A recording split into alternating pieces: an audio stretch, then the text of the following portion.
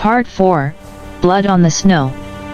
The valley air hung heavy, thick with the copper tang of fresh killed elk and the sour edge of impending violence. Tate's gang fanned out, shadows against the rising sun, their horses stamping nervous in the drifts. 5 against 2 odds that'd make a sensible man fold, but Jed Blackwood had never been sensible.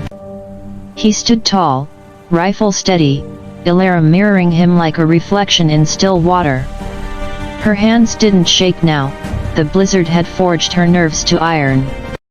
"Last chance, trapper," Tate drawled, spitting tobacco juice that froze mid-air. "Voss says the girl's his blood kin owes him for the wagon west.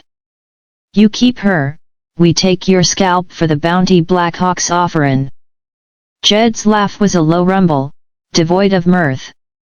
"Bounty for what livin' free tell Voss he can collect from the crows." His mind raced, the elk carcass for cover, a ravine to their left for escape, but running meant abandoning meat they couldn't afford to lose. Elara's green eyes flicked to him, questioning but trusting. "Your call," she whispered. "Stay low," he murmured back. "When I say, bolt for the trees."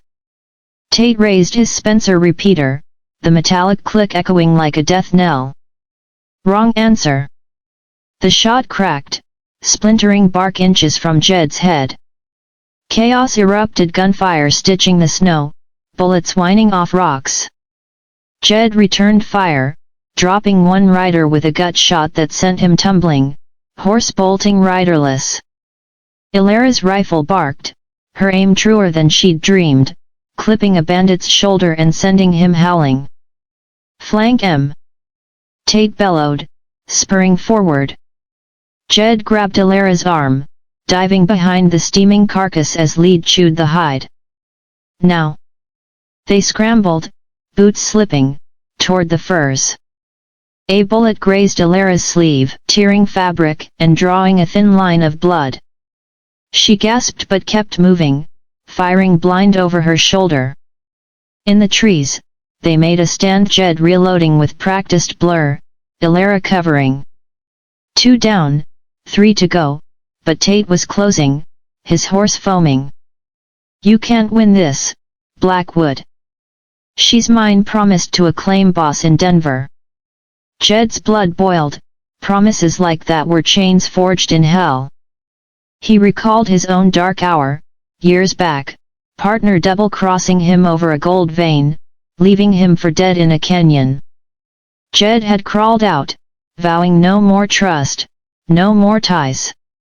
But Elara, she'd cracked that vow wide. As Tate burst through the underbrush, Jed rose like a bear from hibernation, tackling the man from his saddle. They hit the ground rolling, fists flying in a blur of grunts and curses. Tate was wiry, mean as a cornered rattler, landing a blow that split Jed's lip.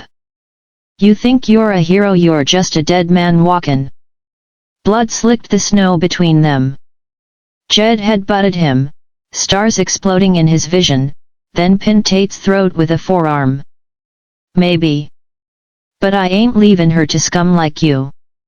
Elara's voice pierced the fray, "Jed, behind."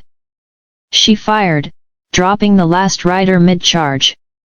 Tate bucked, knife flashing for Jed's ribs.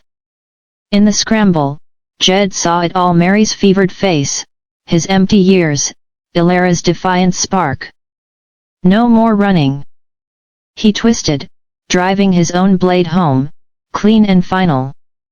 Tate gurgled, eyes glazing, then stilled.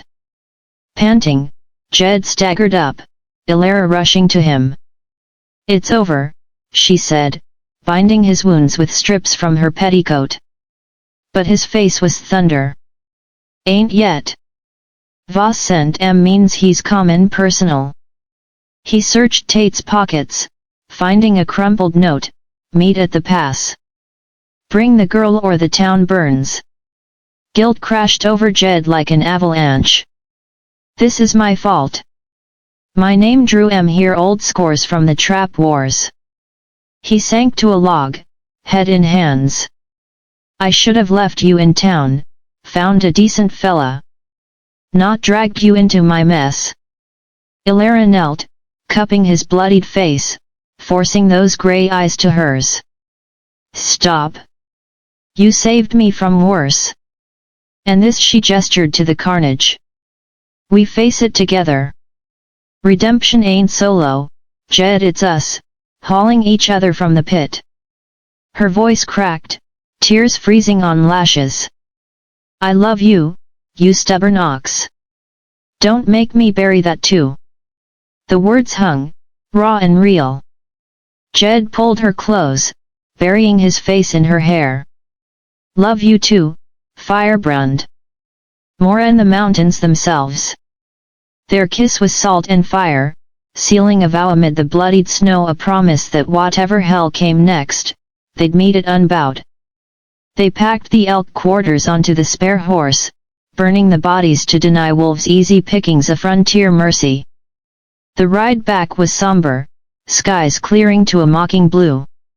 Whispers of hope stirred, though, Elara's hand in his, the weight of shared survival. But as the cabin came into view, smoke rose not from the chimney, but the horizon black hawk burning, Voss's revenge alight. The final stand loomed, where love would be tested in flames, and true redemption forged in the ashes.